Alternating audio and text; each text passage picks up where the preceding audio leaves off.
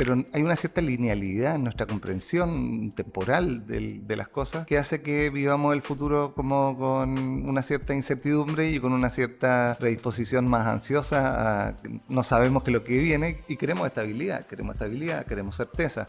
Entonces, de alguna forma, para que pueda ser un trabajo efectivo, requiere esa conexión con el presente, requiere estar parado en el presente para poder percibir aquello que está emergiendo, para poder escuchar aquellas cosas que estoy obviando, dado quién soy, dado quién he sido, que estoy obviando de lo que está sucediendo alrededor y que por lo tanto los dejo como que no estuvieran sucediendo, hasta que de repente las tengo encima y ya no puedo hacer nada. Entonces nos saca de alguna forma de nuestro devenir cotidiano de andar haciendo supuestos de estabilidad por la vida para que la cosa vaya funcionando tranquilamente. Hola, soy Andrés Silva y me apasiona aprender. En este podcast busco acercarte a los aprendizajes de personas a las que admiro, porque creo que el aprendizaje es el recurso con el que cuenta la inteligencia humana para adaptarnos a un mundo que nosotros mismos estamos cambiando a una velocidad que no tiene precedente.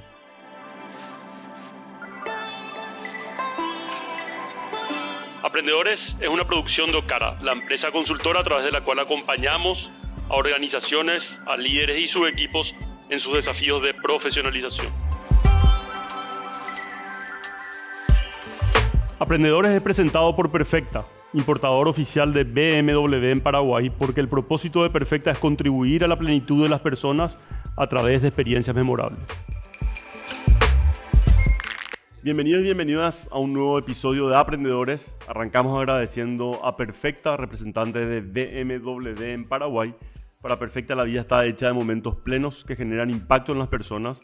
Por eso, mientras todos automatizan, Perfecta personaliza la atención poniéndote en el centro y ofreciéndote soluciones de movilidad, porque su propósito es contribuir a tu plenitud, entendiéndote y asumiendo un compromiso contigo a través de experiencias memorables. Hoy Perfecta nos invita a grabar a aprendedores acá en el Owners Hub de BMW, y además, como si fuese poco, transporta en un BMW a todos los invitados, a todos los aprendedores que vienen gentilmente a entrevistarse acá. Hoy nos acompaña el querido Pablo Reyes. Pablo ya estuvo en Aprendedores en un episodio anterior y no podíamos desperdiciar su nueva visita a Paraguay desde Chile.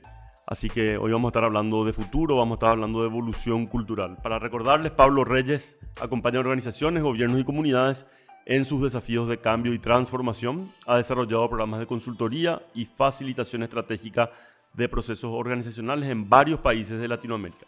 Actualmente participa en diversas redes nacionales e internacionales, exponiendo en congresos y encuentros académicos y empresariales. Ha fundado organizaciones con el enfoque evolutivo-cultural y es director de Memética, socio de Culture-C, Artefacto Naturales Ciencia y uno de los fundadores de la empresa B, Plataforma Aure. Adicionalmente, Pablo es un prolífico autor. Algunos de sus libros son La Nueva Élite del año 2015, No nos gusta el Chile que habitamos del año 2020 e Invisibles también del año 2020. Se encuentra trabajando en su último libro que va a publicar en pocas semanas más. Vamos a estar hablando de eso y vamos a estar hablando sobre anticipación de futuros, porque Pablo además es miembro de la Asociación de Profesionales Futuristas. Por último, con Pablo hemos estado hablando de dos de sus pasiones y de qué manera estas pasiones, que son la dedicación a la música electrónica y la pintura, también contribuyen a su desarrollo y a su evolución personal. Así que no se pierdan de esta entrevista con el querido Pablo Reyes. Bienvenidos. Bienvenido, querido Pablo Reyes, amigo de la casa, a un nuevo episodio, el segundo episodio en el que estás en Aprendedores. ¿Cómo te va, Pablo? Bien, muy bien. Como feliz de estar acá en Paraguay nuevamente y como compartiendo contigo aquí. Bueno, Pablo, te entrevistamos ya hace algunos episodios atrás y hoy tenemos el privilegio de contar contigo de nuevo, ya que estás de visita por Paraguay. Pero antes de hablar de tu libro, antes de hablar del futuro, bueno, contarnos en qué andás, cómo andan tus cosas, cómo anda esa espalda después de la oleada. Me fracturé la espalda en febrero. Me había tomado 2 meses de vacaciones. Pues, un mes lo pasé en horizontal como Frida Kahlo con un corset sin poder moverme. Y que fue un ejercicio de conexión con la vulnerabilidad, con el presente. Después de febrero me cambié de casa, de vivir de una ciudad a otra. Así que ha sido de Valparaíso a Santiago. De Valparaíso a Santiago, y ha sido una locura. Y y entre medio con todo lo que tiene que ver con los proyectos de consultoría, con el tema de futuros, con el nuevo libro que sale ahora. Así que ha sido un año bastante movido en realidad y bastante inesperado en su devenir. Qué Pero bueno, bien, entretenido. qué bueno que estés bien, Pablo. Y bueno, hablando un poco del tema del futuro, cuando te vi metido en este tema, me hice la pregunta, che, ya que veníamos hablando tanto de la importancia de la presencia, ¿qué se viene ahora con este tema de anticipar futuro? Como que me dio ansiedad, Pablo. ¿De qué se trata? ¿Cómo podría establecer un marco para que la gente entienda de qué hablamos cuando hablamos de anticipar futuros? Mira, tiene distintas corrientes. Por un lado, hay una corriente norteamericana que tiene que ver fundamentalmente con el análisis de la data, de los expertos conversando de qué es lo que puede venir. Por otro lado, hay una escuela francesa que tiene que ver con, que es más humanista de alguna forma, como qué es lo que es habitar el presente, el futuro en el presente. Ujú. Y que dentro de la línea más evolutiva, que es la que he venido trabajando yo desde hace mucho tiempo, eh, lo que observamos es cómo estamos habitando lo que nos toca vivir. Y el futuro es una forma de habitar lo que nos toca vivir, digamos, y de ahí aparece la ansiedad, que quiero llegar rápidamente al lugar, que bajen las incertidumbres, pero centralmente es una forma de llevar resiliencia a las estrategias de las organizaciones y de los países. Cómo sacamos de la estabilidad, sacamos de supuestos de estabilidad aquellas incertidumbres que preferiríamos que se mantuvieran quietas para poder que nuestros modelos sigan funcionando tranquilos. ¿Y qué tan buenos somos como seres humanos, sobre todo estas corrientes futuristas, en anticipar futuros? ¿Qué Mira, dice, bueno, todo lo que ya hay, digamos, en términos de avances y la trayectoria de esta disciplina? mira, en general, la anticipación es una capacidad adaptativa. Ujú. ¿Ya? En general, todos nuestros procesos de coordinación están en pos de un futuro que todavía no sucede. Invitamos a alguien a cenar y empiezan a suceder cosas en el presente para que esa cena suceda. Pero, pero hay una cierta linealidad en nuestra comprensión temporal de las cosas que hace que vivamos el futuro como con una cierta incertidumbre y con una cierta predisposición más ansiosa a no sabemos qué es lo que viene y queremos estabilidad, queremos certeza. Entonces, de alguna forma, para que pueda ser un trabajo efectivo, requiere esa conexión con el presente, requiere estar parado en el presente para poder percibir aquello que está emergiendo, para poder escuchar aquellas cosas que estoy obviando, dado quién soy, dado quién he sido, que estoy obviando de lo que está sucediendo alrededor y que por lo tanto los dejo como que no estuvieran sucediendo, hasta que de repente las tengo encima y ya no puedo hacer nada. Entonces, nos saca de alguna forma de nuestro devenir cotidiano de andar haciendo supuestos de estabilidad por la vida para que la cosa vaya funcionando tranquilamente. Pablo, ¿cómo conversa esto con aproximaciones como la de Cajane, de la planificación por escenarios? ¿Qué conexión tiene lo que estás haciendo concretamente con ese tipo de abordajes?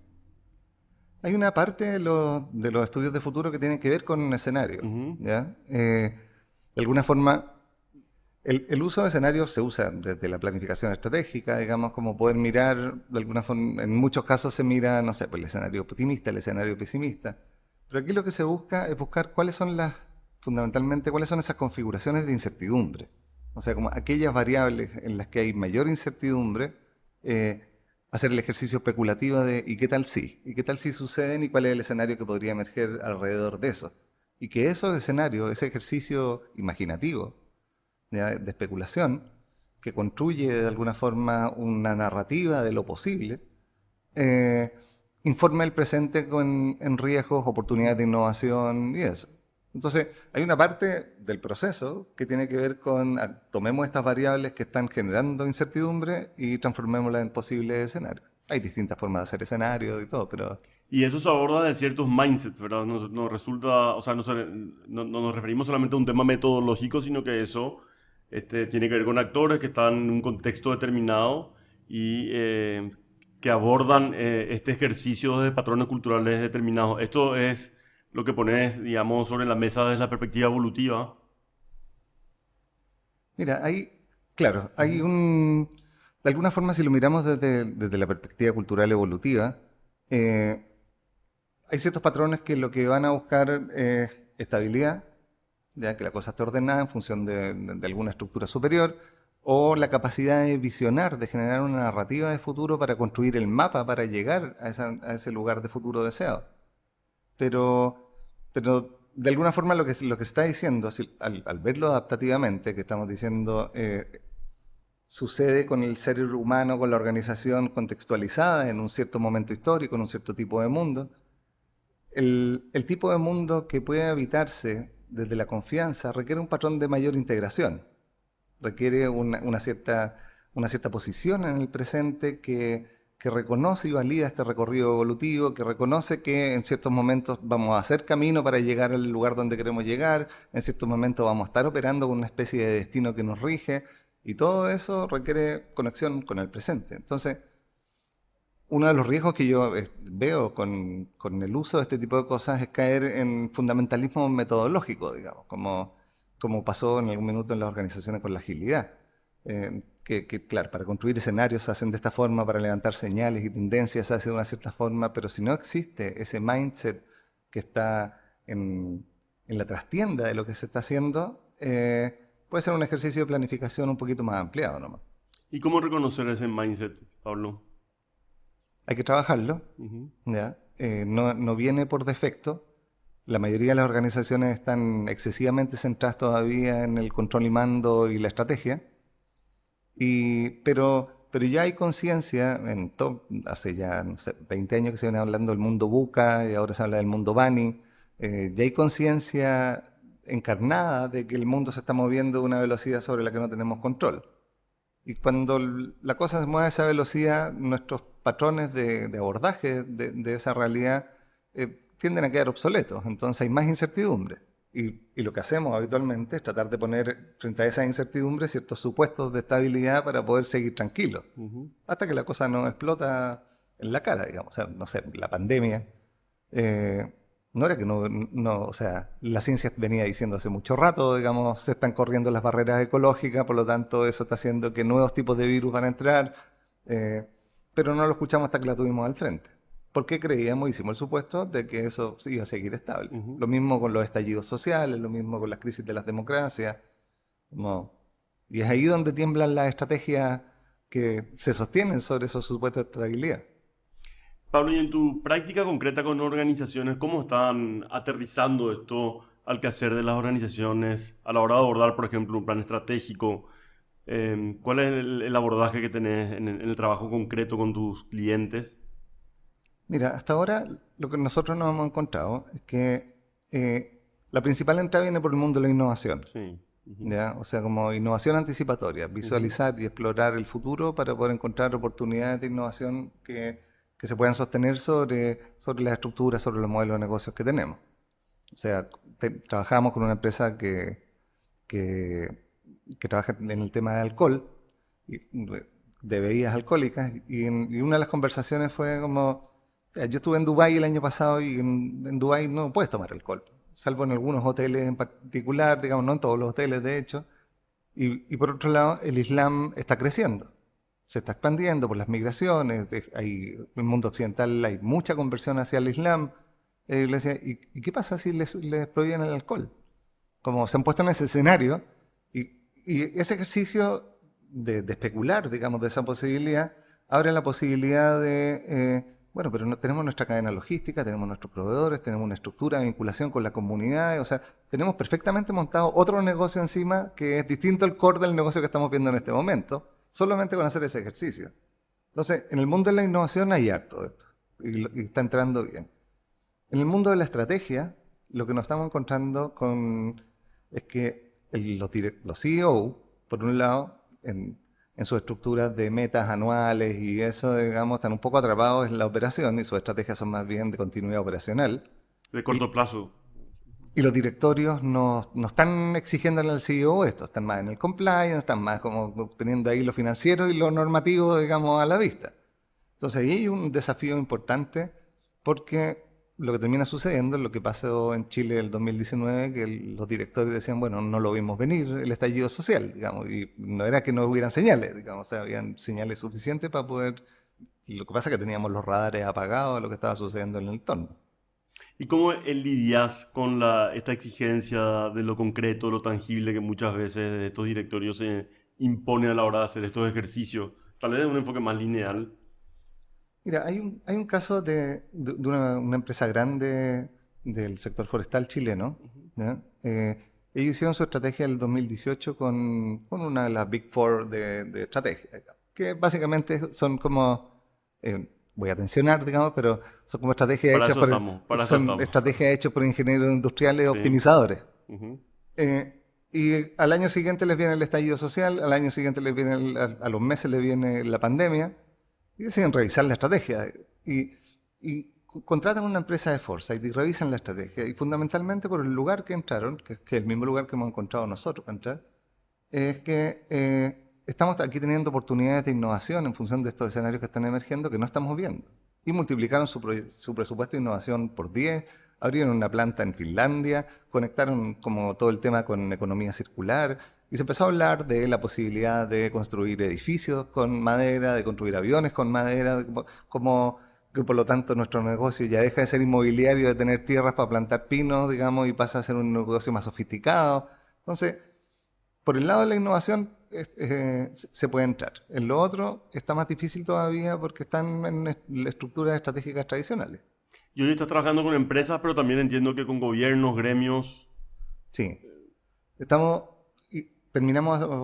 Presentamos un proyecto que se llama Chile Crea Futuro, que lo desarrollamos con el Consejo Nacional de Ciencia, y en donde lo primero que se hizo fue un análisis de distintos estudios de futuro que estaban dando vuelta a nivel global, de cuáles iban a ser las 4 grandes macrofuerzas que le podían pegar a Chile, y que tenían que ver con democracia, con biología, medio ambiente y tecnología, fundamentalmente. Y a partir de eso se hizo un trabajo con académicos, empresarios, gente de distintos mundos, porque lo que buscaba el Consejo es un organismo asesor de la presidencia, y lo que se buscaba de alguna forma era influir también en los nuevos programas de gobierno. Entonces, que fuera gente que estuviera en los think tanks de distintos lados y en la academia. Y a raíz de ese proceso se termina en la configuración de 4 grandes escenarios posibles que tenían que ver con aquellas variables de mayor incertidumbre y con una serie de orientaciones a la política pública, digamos, entre otros, como facilitar y articular la estructura de anticipación y el ecosistema de anticipación, no solo en Chile, sino que en Latinoamérica. Desde ahí surge la Red Latinoamericana de Futuros, que soy uno de los cofundadores, y que básicamente tiene que ver con empecemos a escuchar de alguna forma desde Latinoamérica, que tiene una serie de características desde el sur global, desde como espacios que tampoco han sido colonizados, digamos, como intelectualmente en esas líneas. Empecemos a ver qué es lo que estamos viendo que puede aparecer y cómo jugamos con esto articuladamente. ¿Y qué se fue dando ahí en ese proceso? ¿Qué aprendizajes, qué insights aparecieron? Para mí hubo ciertas cosas que son relevantes. El mundo de la ciencia, en espacios de ese tipo, le cuesta especular, porque tiene su identidad comprometida. Ujú, ¿Ya? Entonces, como yo no puedo decir que podría pasar esto porque no tengo data para decirlo. ujú. ¿Ya? Entonces, y que coincide mucho con un diagnóstico que hace la UNESCO, y a raíz de lo cual fundan el programa de Future Literacy, Ujú. que estamos perdiendo capacidad de imaginación. ¿Ya? O sea, estamos tan saturados de imágenes ya que, no sé, pues, cuando éramos pequeños nos imaginábamos el fondo del mar o el espacio, ahora ya tenemos las imágenes, quién sabe hasta dónde el espacio del fondo del mar ya está entero visto. Y eso está permitiendo que de alguna forma ciertos poderes puedan colonizar el futuro. Y eso es delicado, porque en general son poderes económicos que no tienen... Por eso los gobiernos van detrás de la inteligencia artificial, detrás de la bioética, como tratando de perseguir una ola que funciona en el derecho privado, digamos, entonces que tiene más espacio para moverse. Es decir, ¿quién declara el futuro? ¿Quién declara el Ujú. futuro? ¿Quién lo coloniza? ¿Quién lo vende? O sea, si uno mete en algún buscador imágenes de ciudad del futuro, van a aparecer puras imágenes de las callecitas limpiecitas, las calles bien hechas, edificios con plantas colgando, familias chicas caminando por los parques de 2, 3 personas, y eso tiene directamente después una oferta comercial de ese es el futuro que usted tiene que buscar, y eso tiene directamente un correlato en el mercado. Entonces, esa colonización de futuros también es una forma de estrechar las posibilidades de futuro, ¿ya? Y que quede al servicio de algunos. Entonces, ese espacio es relevante como y que fue parte del aprendizaje. Bueno, aquí hay personas que no se atreven a comprometerse con la especulación, no se atreven a hacer el ridículo. Y cuando estamos hablando mucho de escenarios de futuro, tenemos que encontrar cosas que sean absurdas. ¿Qué pasa si sucede la invasión zombie? Uno dice, claro, en las películas, pero resulta que el fentanilo tiene en Estados Unidos, digamos, como invasión zombie. Digamos, no la tenemos tan lejos. Ayer veía un reportaje de la Deutsche Welle de Sierra Leona, que están consumiendo una droga que le ponen polvo de hueso humano. Y explicaban que a los 5 segundos que se la fumaban, digamos, se pegaban un bolón gigantesco. Pero lo que estaba sucediendo es que le estaba gustando tanto que venía la ley y iba cortando eso y ya estaban teniendo una capacidad de ir generando productos alternativos a una velocidad gigantesca. Entonces, claro, podemos tener la invasión zombie entre el TikTok y las drogas, podemos tener perfectamente, y ese es un escenario que reconfigura las prácticas sociales, que reconfigura la seguridad, que reconfigura la educación, un montón de cosas. Me imagino que también requiere un ejercicio de escucha profundo, ¿eh? Una actitud personal de apertura, no menor en estos actores. Mira, una de las cosas que es relevante es que cuando vamos a las empresas y les decimos, ¿qué están viendo? La primera, en general, se parte, digamos, un poco, primero cuestionando un poco el paradigma lineal de la temporalidad.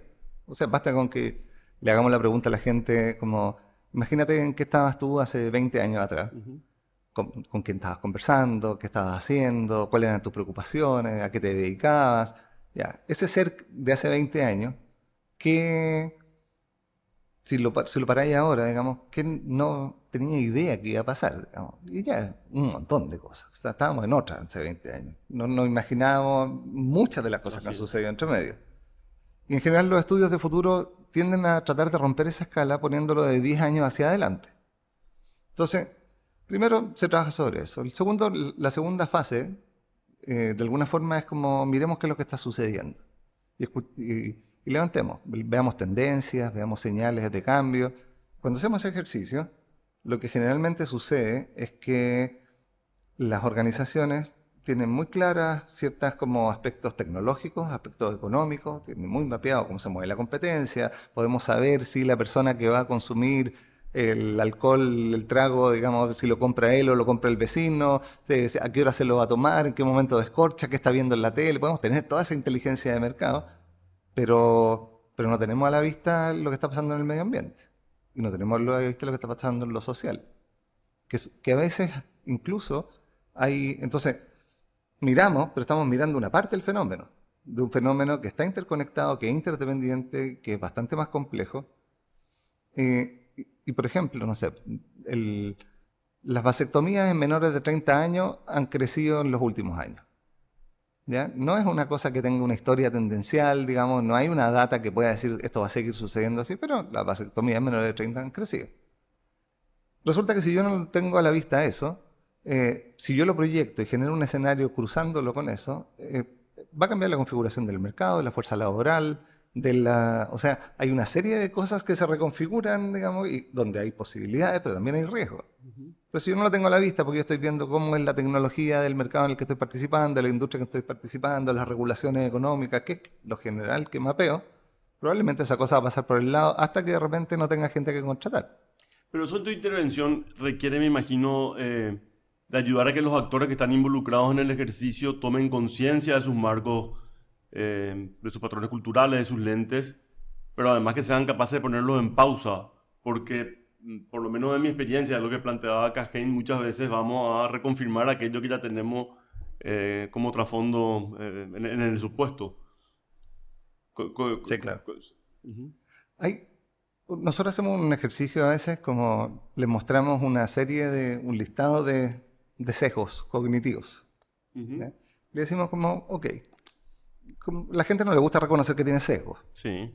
Eso como, entonces, vamos a jugar con los Siempre sesgos. es el otro el que tiene sesgo. Sí, claro. Vamos a jugar con los sesgos. Entonces vamos a poner el sesgo en el centro en función de lo que estamos haciendo. Como los sombreros de Eduardo de Bono, más o menos. Entonces pongamos este sesgo en particular, sesgo de confirmación, no sé. Y miremos lo que está sucediendo como desde la conciencia de que sí está el sesgo y qué posibilidades aparecen ahí, qué debiéramos hacer para poner el antídoto por si estuviera, digamos, como nosotros decimos, no digamos que está, digamos, pero por si estuviera. Y aparecen cosas como no estamos escuchando, o sea, tendemos a escucharnos entre nosotros, que ya tenemos una cierta forma de decidir, una cierta forma de conversar, que rápidamente tenemos una forma de concluir, entonces metamos la diversidad al cuento. Invitemos stakeholders de distintos tipos, grupos etarios, de preferencia de distinto tipo, digamos, como empecemos a meter lo diverso para poder ver, sobre todo en esa fase de escaneo del entorno, porque la sensibilidad de escuchar lo que está pasando es distinta según los lentes que uno está usando, digamos. Entonces, y todo ahí sirve, y en algún minuto lo vamos a tener que clasificar y vamos a tener que ver, bueno, cuáles de estas no tenemos idea qué pasaría si es que se mueven, digamos. Recuerdo que hace algunos años nos tocó facilitar un proceso con actores del mundo financiero y de las entidades financieras y preocupados por los avances de las telcos en esta industria. Nos llamaban a facilitar un espacio que partía de la pregunta cómo bancarizar a las personas, ¿sí? Y parte del ejercicio que hicimos fue justamente ir al terreno, tratando de abrir un poco la percepción. Y una de las personas dijo que se encontró al observar a los clientes entrando a un banco que le recibían con un guardia con una metralleta, le pedían análisis hasta de orina para abrir una cuenta, pero que al ir a una despensa de barrio se encontró con un cliente que le había dado su contraseña al despensero y se había ido con su ropa más informal, ¿verdad?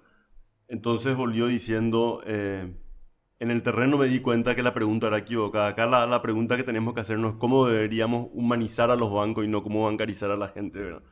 Pero ese ejercicio de percepción y de conectarse desde un lugar de apertura real creo que es fundamental, ¿eh? Mira, y ahí en relación como a las preguntas, una de las cosas con las que nosotros nos encontramos es que la primera pregunta que ponen es ¿cómo? ¿Ya? O sea, ya, listo, ¿y esto cómo se hace? ¿Cuáles son los resultados? ¿Qué? Entonces dejemos esa pregunta ahí colgando un rato, Sí. digamos, porque la pregunta que nos tenemos que hacer es precisamente ¿quién? ¿Ya? Y no es cómo, porque resulta que... porque yo le voy a decir un cómo y ese cómo a lo mejor no lo va a poder aplicar y va a decir que la cosa no sirve, digamos. ¿Quién y desde Como- dónde? Claro, el quién situado, digamos, contextualizado en un cierto espacio que va a ser el que está alumbrando cierta parte del fenómeno dada la posición, dada la historia. Y que por eso mismo es necesario considerar otros quiénes, ir al barrio a mirar lo que está sucediendo ahí para darse cuenta aquí hay otras prácticas, hay otras lógicas que hacen que nos tengamos que hacer otro tipo de preguntas.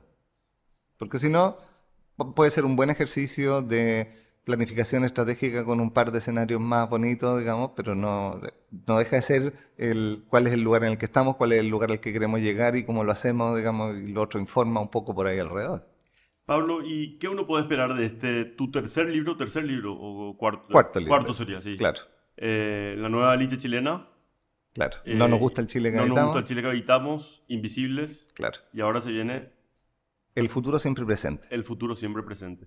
¿Qué nos puedes comentar sobre...? Mira, es un libro que de alguna forma contiene parte importante de la historia del recorrido que yo he tenido en organizaciones, acompañando organizaciones y también en el mundo académico.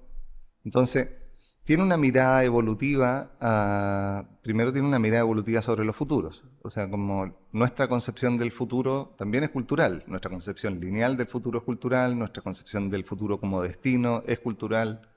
Nuestra concepción de que el futuro lo tenemos que construir es cultural. Entonces, primero mirar eso y para poder generar un abordaje integral sobre el futuro. No estamos hablando de una cosa, estamos hablando de un emergente complejo, de una interacción. Después entramos un poco como a proponer el rol del anticipador como un actor social, digamos, como un actor social que está ahí desde las tradiciones más antiguas. Tenemos a alguien arriba de algún castillo, arriba de alguna antena del barco, digamos, de un mástil del barco, mirando qué es lo que viene, ¿ya? Que pueda ir capturando con una cierta sensibilidad y apertura, digamos, qué es lo que está sucediendo y escaneando el horizonte. Y posteriormente la apuesta tiene que ver con una mirada de, dado que el futuro no existe, dado que el futuro es una declaración que estamos haciendo en el presente, digamos, y podríamos decir que hay un sesgo en decir el futuro no existe, mañana va a volver a salir el sol, digamos, pero no existe en cuanto a que es una construcción bastante compleja, es como el clima. No podemos decir que si el clima dice que mañana va a llover, porque la cosa sabemos que se mueve como por infinitas cosas. Entonces, dado que el futuro no existe, somos todos inmigrantes hacia el futuro y somos todos ancestros de ese futuro que estamos construyendo. Por lo tanto, podemos tomar la posición ética de declarar que el futuro puede ser un espacio para el bien común. Y ahí aparece la mirada de la prosocialidad, que tiene que ver con ciertos principios evolutivos de cómo podemos gestionar aquellas problemáticas de lo común.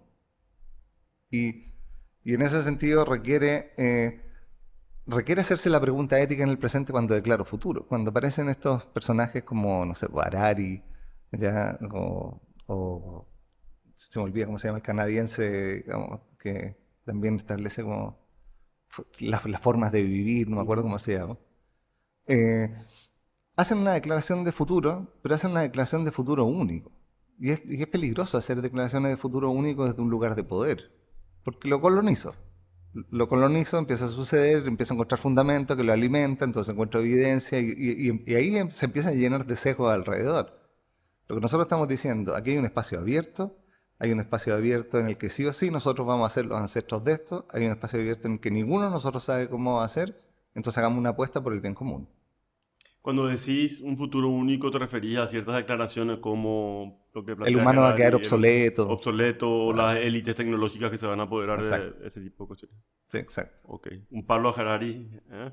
Sí, claro, ¿no? Yo creo que hay que salir un poco de esa mirada, digamos, tiene varios puntos, creo que tiene una mirada evolutiva sobre lo que está planteando que es relevante, pero está teniendo una mirada lineal sobre el futuro, digamos, y no reconocer que el futuro es un emergente complejo es pecar de simpleza. Pablo, estamos hablando del enfoque evolutivo, lo nombramos varias veces. En tu entrevista anterior tampoco hablamos específicamente del tema. Me gustaría basar esta segunda parte de la entrevista, siempre conectando ambos temas en la perspectiva del enfoque evolutivo. ¿Cómo podrías enmarcar el modelo o el enfoque en general para que la gente nos siga? A ver, si miramos como la teoría evolutiva, lo que plantea básicamente es que el ser vivo participa de un cierto nicho ecológico que lo sostiene, ¿ya? O sea, la persona está en un contexto y que la forma que ocupe para lidiar en ese contexto, en la medida que le sea funcional a lo que le está tocando vivir, según sus propias valoraciones, va a tender a repetirla. Si le funciona, ya que la forma de resolver la vida es siendo ordenado y obediente, si entra un hijo al sistema, si entra algún pariente, si se enamora de alguien, le va a decir la forma aquí hay que ser ordenado y obediente porque así es la forma que funciona. ¿Qué es lo que hacen las organizaciones? ¿Ya? Contratan a una persona y le hacen un proceso de inducción. Le dicen, aquí nosotros hacemos las cosas de esta forma. Y le dicen eso precisamente porque esa es la forma que ven que les ha funcionado. Y así es como se esparce la cultura. ¿Ya? Va entrando gente que no participó de la construcción de esa solución, pero se le transmite.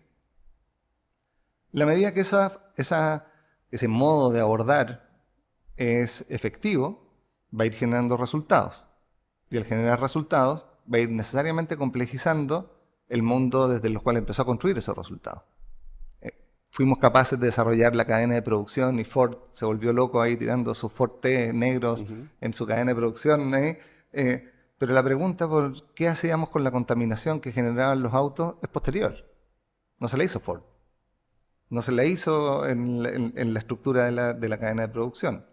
¿Ya? Empieza a aparecer como un emergente de ese resultado instalado en el mundo. Por lo tanto, va a tensionar la forma de la cadena de producción. Va a decir, la cadena de producción, sí, es buena para sacar autos, pero es insuficiente para hacerse cargo de esto. Y eso va a generar una tensión sobre el modo de abordaje. Entonces, Es decir, esas transformaciones que nosotros mismos provocamos, generamos en el contexto, vuelven casi como un boomerang, como un bucle, que nuevamente nos desafía a un ajuste. claro, de alguna forma es un ajuste permanente. O Ujú. sea, en la medida que somos efectivos en cambiar el mundo va requiriendo que nosotros cambiemos. Básicamente es eso. Y eso en la historia de la humanidad ha ido sucediendo como capa sobre capa a lo largo de la historia. En algún minuto nuestra forma de resolver el habitar en un mundo que no teníamos grandes explicaciones de que lo que sucedía tenía que ver con generar ciertos lazos de pertenencia que nos permitieran construir esas explicaciones para poder sobrevivir ahí. Le poníamos nombre al rayo, a la lluvia, al sol, etcétera. En algún minuto empieza la tensión y empieza a aparecer alguien que se da cuenta de esas señales de una forma, entonces empieza a aparecer el chamán, empieza a aparecer algunas otras estructuras de poder adentro, que entonces ven que la nube, si viene desde el norte, es posible que llueva y anticipa la lluvia y empieza a agarrar un poder sobre esa tribu y empiezan tensiones de poder. Lo que va haciendo eso es que básicamente a nivel social va ampliando la cantidad de gente que hay en el sistema. Las tribus eran de 100, 120 personas. Después los feudos ya eran territoriales. Después los imperios ya eran más que simplemente territorios. Después las religiones, ya puedes tener cristianos en la India, en África, en Rusia, en todos lados, bajo un cierto concepto en particular. Entonces, eso ha ido evolucionando. Y dado que el mundo ha ido cambiando a una velocidad creciente, hemos visto tensionar nuestras capacidades para lidiar con eso a una velocidad creciente. O sea, creer en los espíritus, en los chamanes, nos duró miles y miles y miles de años. Creer en las religiones, llevamos 2600, 2700 con las grandes religiones monoteístas. Creer en los derechos humanos, estamos desde el 1950 en adelante. Entonces, tenemos una historia también de muchísima más inercia cultural en ciertos patrones que en otros. Y de alguna forma, cuando ya llegamos a este mundo VUCA, a este mundo Bani, complejo, volátil, incierto, etc., la forma cultural de abordarlo requiere mayor integración. Y ese es el desafío de transformación de las personas y de las organizaciones. ¿Podría hacer doble clic en qué significa requiere mayor integración? Lo que nosotros vamos a ir haciendo en general es teniendo una cierta predilección por aquella forma en la que fuimos más efectivos. Ujú. En la que fuimos más efectivos, en la que fuimos más lindos. Está lleno de gente que se sigue vistiendo como se vestía a los 20 años, porque ese fue su momento. Y cuando tú le preguntas, ¿y tu música? No, mi música es la de los 80. Han pasado 40 años entre medio, digamos, y su música es la de los 80. Así, nos vamos quedando anclados en ciertos espacios y en ciertos lugares que nos generaron satisfacción. Entonces, ese anclaje, mientras el mundo se va desplazando, va quedando descalzado. Y en algún minuto me doy cuenta que está descalzado y lo suelto. Y lo cambio. Digo como, no, esto ya no es esto, ahora es esta otra cosa. Me di cuenta que las personas son todas diversas y hay que valorar la diversidad y dejé de yo creer en una verdad superior. La integración lo que plantea es que este recorrido no tiene que ser un O, tiene que ser un I.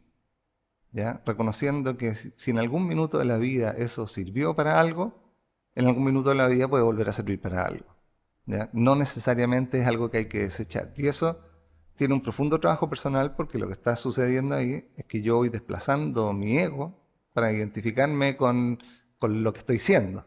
¿Ya? Hay una explicación. Cuando yo cuento yo quién soy, tácitamente estoy diciendo yo no soy estas otras cosas que no estoy diciendo.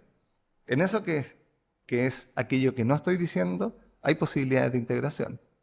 Y eso hay que mirarlo para poder incorporarlo. Desde ahí es donde cuestionas siempre el concepto de desaprender. Mira, biológicamente hablando, porque se habla mucho del desaprender, como tengo que soltar los aprendizajes antiguos e incorporar los nuevos. Pero biológicamente hablando, el aprendizaje es una respuesta frente a un cierto estímulo que tiene un circuito neuronal que se creó para responder de esa forma. Y si yo aprendo algo nuevo, lo que estoy haciendo es generando un nuevo circuito que deja obsoleto al circuito anterior, pero que queda ahí activado. Entonces, yo tengo la ilusión de que ahora soy lo nuevo, pero lo otro está ahí. ¿Ya? O sea, el terremoto que hubo en Chile hace algunos años, hubo gente que salió a saquear. por distintas motivaciones. Pero hubo gente que salió a saquear porque pensó que se iba a morir de hambre porque se iban a acabar los alimentos. Ese aprendizaje de escasez, de que hay que salir a salvarse, las personas después cuando entran en conciencia, algunas iban a devolver las cosas. ¿Ya? Pero ese aprendizaje estaba ahí. O sea, ese gatillo, bastó el gatillo preciso que activara esa red neuronal que estaba ahí, y ese aprendizaje estaba. No había desaparecido, no se había desaprendido eso de tener que salir a matarse por comida, digamos, como está ahí, disponible. Lo que pasa es que yo lo niego, y yo lo enjuicio. Y cuando lo niego y lo enjuicio, quedo en eso no soy yo. Y como no soy yo, lo empiezo a ver afuera y me molesta. Entonces, por eso nos molestan los Trump, por eso nos molestan los Bolsonaro. Pero el tirano que tenemos adentro está ahí, el pinche tirano, digamos, como disponible. ¿Ya? Y se nos va a salir en algún lado si no somos capaces de integrarlo. Y cuando miramos futuro, pasa también lo mismo, digamos. Como no queremos proyectar, nos cuesta proyectar ciertos futuros distópicos, por ejemplo. Nos cuesta proyectar ciertos futuros en los que tengamos que tomar decisiones de exclusión. Nos cuesta porque nosotros somos los buenos y somos los inclusivos, pero hay ciertos contextos, o sea, Chile está en una crisis hídrica gigante. Al 2050 es uno de los países del mundo que mayor crisis hídrica va a tener. Van a empezar migraciones por agua, van a empezar eventualmente guerras por agua. En algún minuto, como la forma evolutiva de abordar eso no va a ser ponernos de acuerdo votando en la democracia, digamos. Y si eso sucede, nos vamos a ver enfrentados a tomar decisiones y a actuar de una cierta forma que en nuestra interpretación no somos nosotros. Y eso es un ejercicio de integración. Pablo, y a mayor evolución, menor cantidad se suele decir. Es decir, en la medida en que nos vemos en esta tensión evolutiva, necesitamos más perfiles integradores, necesitamos más actores integradores. ¿Sentís que eso está más presente en el mundo de la gestión empresarial, en el liderazgo empresarial, o sentís que todavía es un desafío significativo por transitar? A ver, yo creo que una parte importante de las organizaciones están como los músicos del Titanic. ¿Ya? Como ahí hay que seguir tocando, hagamos como que no sucede, digamos, porque es lo que corresponde. Y eso sucede fundamentalmente porque antes de que aparezca como un perfil más integrador, digamos, que tenga la capacidad, esa disponibilidad adaptativa a ocupar todo lo anterior, hay un perfil que tiene que ver con la sensibilidad hacia lo diverso. Y el perfil de sensibilidad hacia lo diverso le pone una capa de complejidad a la coordinación que el mundo de la empresa tirita con eso. ¿Ya? Entonces, la primera reacción... En las mediciones que tenemos acá en Paraguay, el rechazo es brutal. Es gigantesco, sí, el rechazo. Gigantesco, sí, y es o sea, no es un perfil que sirva para generar resultados de la forma como estamos generando resultados, ¿ya? Pero es el perfil que habilita para la innovación abierta, por ejemplo. Sí. ¿Ya? Yo, para hacer innovación abierta y no tener el científico en el laboratorio, el equipo de innovación en el laboratorio más o menos, tengo que salir a escuchar a stakeholders. Y para escuchar tengo que validar y tengo que legitimar puntos de vista. Entonces, hay una parte ahí que es relevante. La coordinación humana, venimos en... Lo que ha funcionado son modelos mecanicistas en general. ¿Ya? Y eso, las empresas están paradas en modelos mecanicistas en general, digamos. Las metáforas que ocupan respecto a las organizaciones son metáforas de máquina. ¿Cómo manejamos a los equipos? ¿Cómo manejamos a la gente? Esto tiene que andar como a reloj, esto tiene que funcionar, claro, tenemos que acelerar, tenemos que sacar grasa. Como son el tipo de metáfora del lenguaje ahí es de máquina. Y resulta que el paradigma más sensible pone como, ¿sabes qué? Al frente tenía una persona que escucha como escucha. Y que escucha en función, interpreta legítimamente de acuerdo a su historia, a sus aprendizajes. Entonces no sucede como este modelo de comunicación de Shannon, de emisor, mensaje, receptor, que funciona en la radio. Funciona que yo le doy la instrucción y el otro le da miedo preguntarme, y si al darle miedo a preguntarme sale a hacer lo que quiere y no me va a mostrar el error. Y eso es relación humana. Y ese insight lo trae a ese nivel. Pero puede enlentecer la toma de decisiones. Si tenemos que estar escuchando a todos los puntos de vista, y eso es lo que la estructura del management más maquinístico le tiene pánico, digamos, porque no llegáis al resultado a fin de año escuchando. A todos, a todas, a todos. Exacto. O sea, entonces ahí hay un ejercicio que yo creo que las compañías tienen que hacer y que les ha costado mucho entenderlo, es que tienen que descalzar su proceso de evolución cultural de su proceso de obtención de resultados, porque resulta que son velocidades distintas. Si yo quiero llegar al EBITDA a fin de año con el EBITDA, con una tasa de crecimiento, la última línea, digamos, con una tasa de crecimiento que la declaré como meta el año anterior y no voy, a lo mejor lo que tengo que hacer es despedir gente y rediseñar el sistema. Y para lograr eso en específico. Si lo que yo quiero es la transformación cultural y le voy a poner encima que la gente participe, se conecte, se comprometa con el propósito, etcétera, etcétera, es probable que mi vida tiemble, digamos. Entonces, tengo que ver la forma de descalzar esos dos procesos.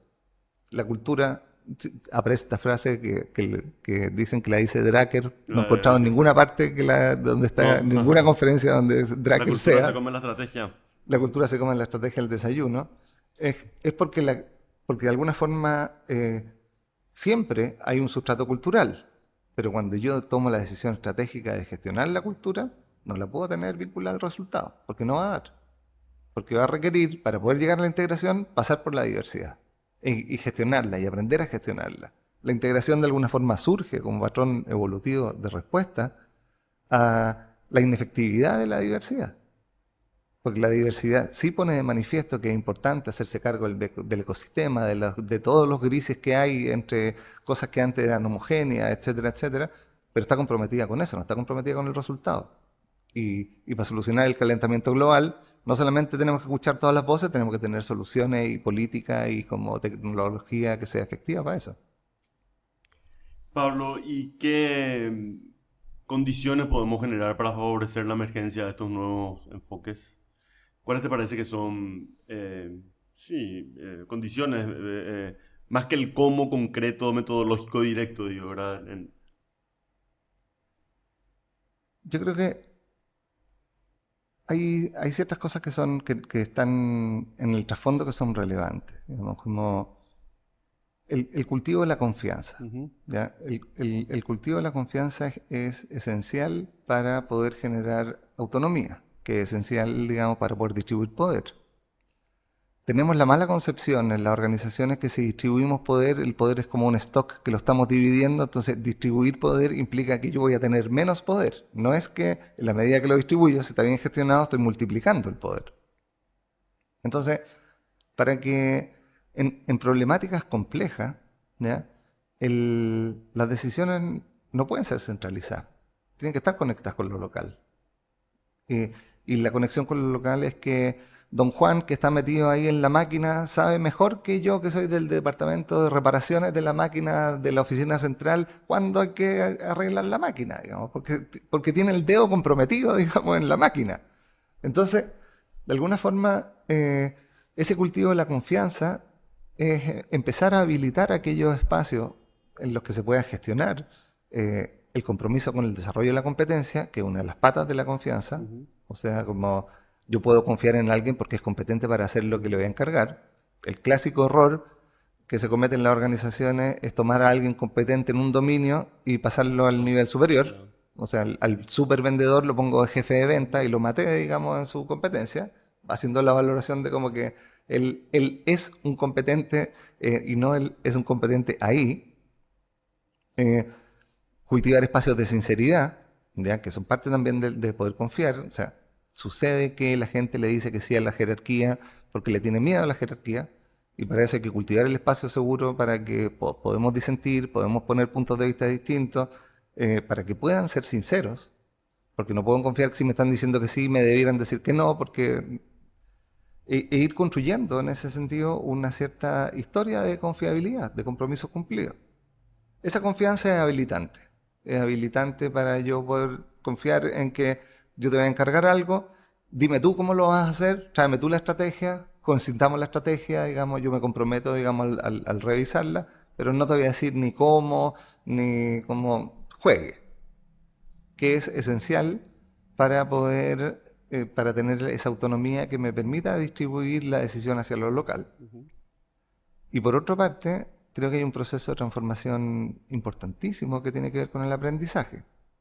¿Ya? En general, que también está atrapado en la lógica de las máquinas y eso, que creemos que la gente aprende por stock, que una cierta adicción, el mundo del management es terrible, una adicción a lo nuevo, ¿ya? Entonces ahora estamos haciendo, no sé, hace 20 años hacíamos planes de negocio, después nos volvimos locos con el Canvas y al final la gente al final cambia la herramienta, pero no cambia ella. ¿Ya? Y no cambia ella porque no sabemos cómo la gente aprende. Y la gente, y sobre todo los adultos, aprenden porque su motivación está calzada con lo que tienen que aprender. Pero resulta que los mandamos a toda la línea de mandos medios al curso de liderazgo. Y tenía la mitad del curso de liderazgo ahí preguntando por qué estoy acá, nuevamente me mandaron a esta cuestión, yo debería estar haciendo mi trabajo. En vez de que alguien levante la mano y diga, ¿sabéis qué? Me estoy enfrentando a esta problemática, necesito aprender liderazgo. ¿Qué hago con esto? Entonces aparece uno de finanzas, uno de producción, uno de por aquí, uno de más arriba, uno de más abajo, que se juntan a aprender algo que les interesa aprender porque lo están viendo como necesario en el contexto en el que están. Si miramos las estructuras, el cuadro de mando integral, el Balance Scorecard, se usa mucho, digamos, en organizaciones. En la base están las personas que generan los procesos, sostienen los procesos para generar los resultados, etc. Pero no tenemos idea cómo aprenden las personas. Y tenemos la ilusión de que en 8 horas van a aprender trabajo en equipo, negociación, empatía, etcétera, O etcétera. que son un recipiente vacío que hay que llenar con información. Sí, claro. O que se trata solo de contenido y ahí, no del contenedor. ¿Eh? Y ahí sobre todo, cuando lo hemos visto en el tema de futuro, que una de las cosas centrales es que hay una parte de los futuros que genera que la emocionalidad conecta con la ansiedad. ¿Ya? Pero la ansiedad en ese espacio lo que va a querer es tener mayor certeza. ¿Ya? Y resulta que estamos en un mundo que por mucho que salga a buscar certeza, no lo va a encontrar nunca. Siempre va a ser insuficiente. Porque basta que yo le haga una mirada cruzada, digamos, y ahí esto lo he mirado desde otro lado y no lo va a haber mirado desde otro lado. Yo a veces les pregunto, yo hago música, a veces les pregunto a los ejecutivos, ¿ustedes se dan cuenta de lo desarmónica que es esta situación? Y como que quedan, y yo les muestro, mira, esto es una armonía. Y la pueden ver ahí y es algo que uno tiene en el cuerpo. ¿Ya? Y tú podías, o sea, los seres humanos entramos a una sala y nos damos cuenta cuando el ambiente está tenso, pero nos hacemos los locos pensando que la continuidad operacional y todo eso.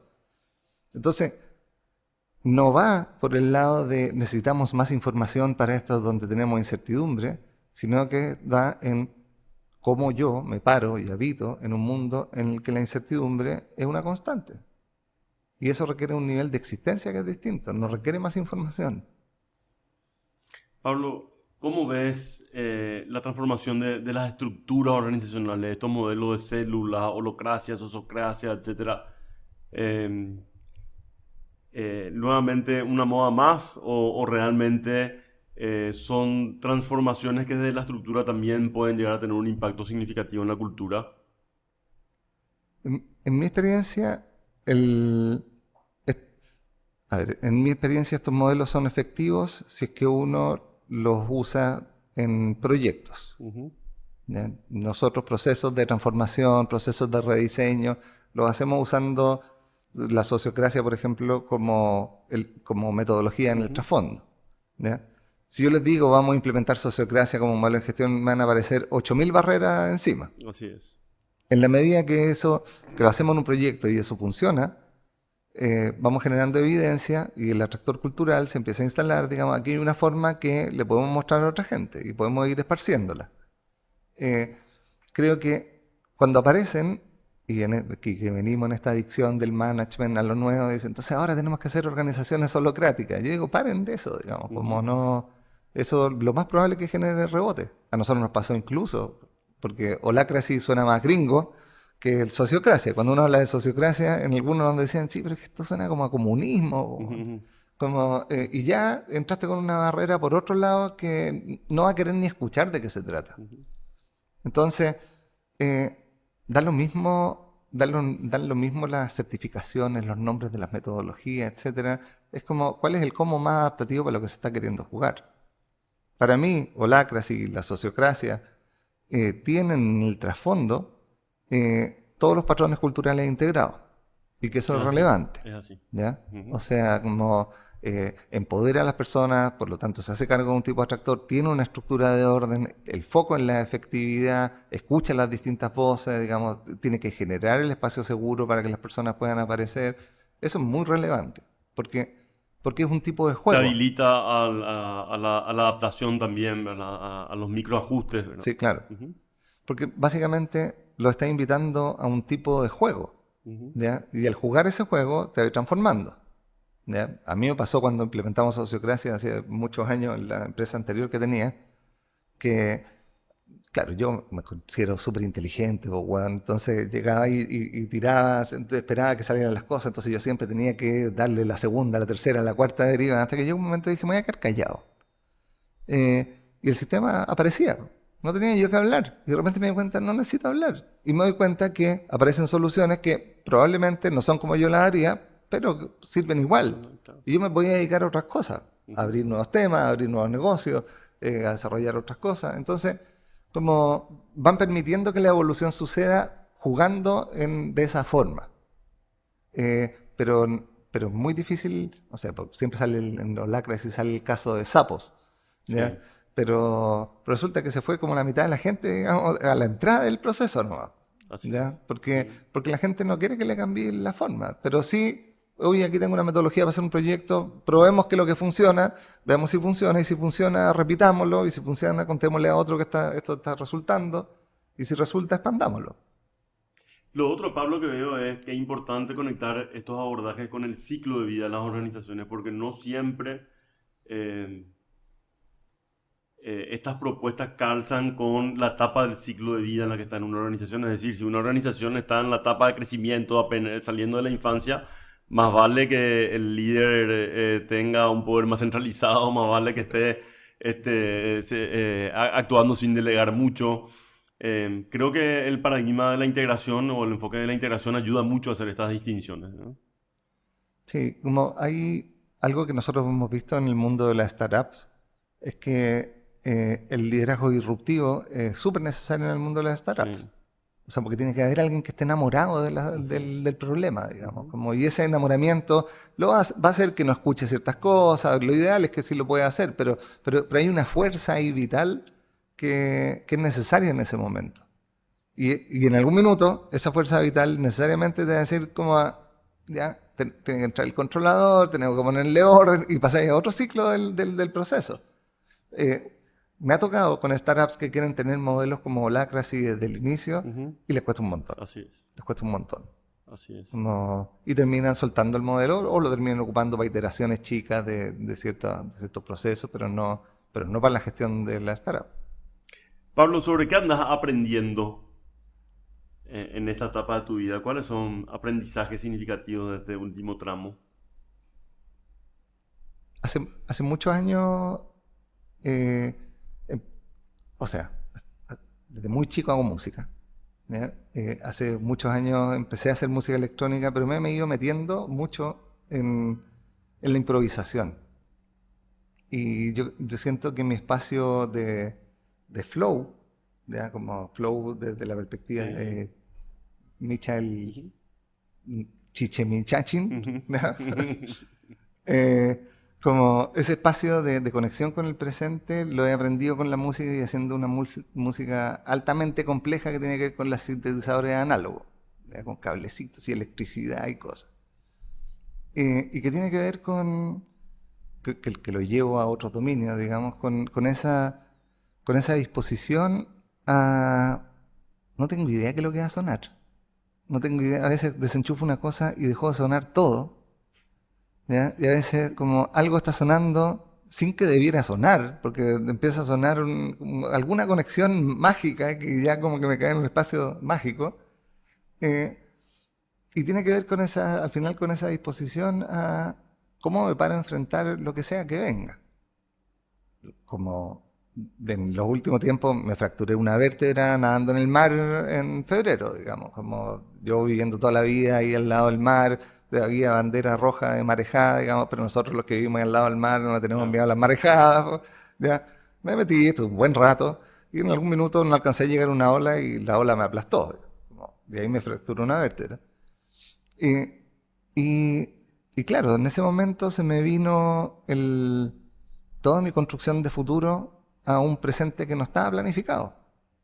Y que tiene mucho que ver con ¿y qué hago ahora con esto? Digamos, entonces ha sido como un aprendizaje de ir soltando cosas, de ir tomando más livianamente el suceder, sin desconectar de la acción. Tengo 1000 cosas en las que estoy andando, y proyectos, y empresas, y cosas, digamos, pero volviendo al presente, me llamo de vuelta, digamos, cuando veo que estoy ya de repente medio desplazado, como ¿Y ha vos, sido un y vos ejercicio qué de vida. pintás? ¿Con la pintura lo mismo, no? Con la pintura, tengo una relación media pasional, ¿ya? Por un lado, hay una parte mía que es como, esto no me está saliendo como yo quiero, Ujú. y por otro lado está la libertad de que no soy una persona que venga del mundo de la pintura. Entonces, no sé, he tomado clases, he hecho distintas cosas, entonces me dicen, mira, no, pero es que el negro tienes que, mi pareja que es artista, me dice, mira, el negro tú debieras hacerlo con los cromáticos, digamos, porque si no, me chupo un huevo, weón, como pinto como quiero, ¿ya? Eh, y eso me ha permitido como entrar desde un lugar más irreverente, que en general mis entradas hacia otros lados han sido siempre como, primero, estoy bastante bien parado, bastante bien informado, bastante bien fundado. Aquí es como un juego que es un poco distinto. Es distinto en el caso de la música porque tengo que más o menos saber qué es lo que hace cada aparato. Aquí no tengo idea de lo que va a salir, digamos, como no. Ahí entro ya como definitivamente ahí es pura improvisación. Síganlo a Pablo Reyes en las redes para ver sus pinturas y su música, para poder, más que ver su música, perseguir su música. Pablo, ¿cuándo sale el libro? Estamos viendo dónde lo vamos a lanzar y eso está detenido. El libro ya está listo. Debiera salir a fin de agosto. Estamos viendo incluso si en noviembre es el Foro Global de Futuros en Dubái. Queremos hacer un lanzamiento en el Foro Global de Futuro también. Entonces, en español probablemente salga a fin de agosto, principio de septiembre, y en inglés salga en noviembre en Dubái. Ok, y si queremos ver algún contenido sobre lo que estás ya avanzando y anticipando, Anticipandofuturos.com. anticipandofuturo.com. Sí, ahí hay varios artículos. Va a salir ahora un ebook, que es como el hijo chico del libro. Está toda la historia del libro, digamos, como puesta ahí, y ahí estamos haciendo los anuncios y cosas, digamos. También en Spotify. No estamos en Spotify Sí, todavía. sí estás en Spotify. Pero es con, No, con no, gente que me entrevista que sube cosas a Spotify no, y yo... no estaba enterado, pero como yo te sigo por todos lados, Bueno, Pablo, ahí va. anticipando futuros, Me, acá te muestro, me mira, anticiparon, me anticiparon. con todas tus grabaciones, ¿sí? Ah, mira. Ah, sí, sí, Sí. ya, sí. Toda la razón. Acá, bueno, le estamos contando Está en a Pablo Spotify. acá en vivo y en directo que está allá en Spotify, trabajando siempre con el equipo de esa cosa. Con esa cosa, con Walter y su equipo, digamos, como tremendo apoyo en todo el desarrollo editorial. Ha sido una súper buena experiencia de creación compartida, la verdad. Si quieren escribir un libro, un equipo extraordinario, búsquenlo al equipo de esa cosa. Sí, tremenda Con compañía. quien también escribí mi libro y realmente son maravillosos. Walter, Juancho y todo el Sí. equipo. Y no solo Grandes profesionales. no solo en el libro, sino que en toda la conceptualización En la alrededor, como comunicación, espectacular la relación que en todo, tenemos. un gran compromiso Sí, sobre todo en poder también aprender sobre los abordajes y sobre lo que se está haciendo, ¿verdad? sí, No totalmente. solamente mano de obra, como se dice. Bueno, Pablo querido, qué gusto tenerte acá de nuevo. Estoy seguro que nuevamente este episodio va a caer muy bien a la audiencia, a la gente que nos sigue. Y bueno, y a ustedes pedirle que nos sigan acompañando. Gracias, Pablo, y esperemos que esta no sea la última de muchas veces que queremos tenerte acá de nuevo en Aprendedores. Encantado. De hecho, tuve que suspender una tremenda reunión para venirnos acá por algo que no anticipé este espacio. Así que como encantado de seguir conversando como siempre, Andrés, y como aquí estamos para hacer cosas. Gracias, Reyes. Nos vemos en el siguiente episodio de Aprendedores. No se olviden de seguirnos en las redes sociales. Estamos como Somos Aprendedores en Instagram y como Aprendedores en YouTube. Ahí están todas las entrevistas también filmadas. Muchas gracias.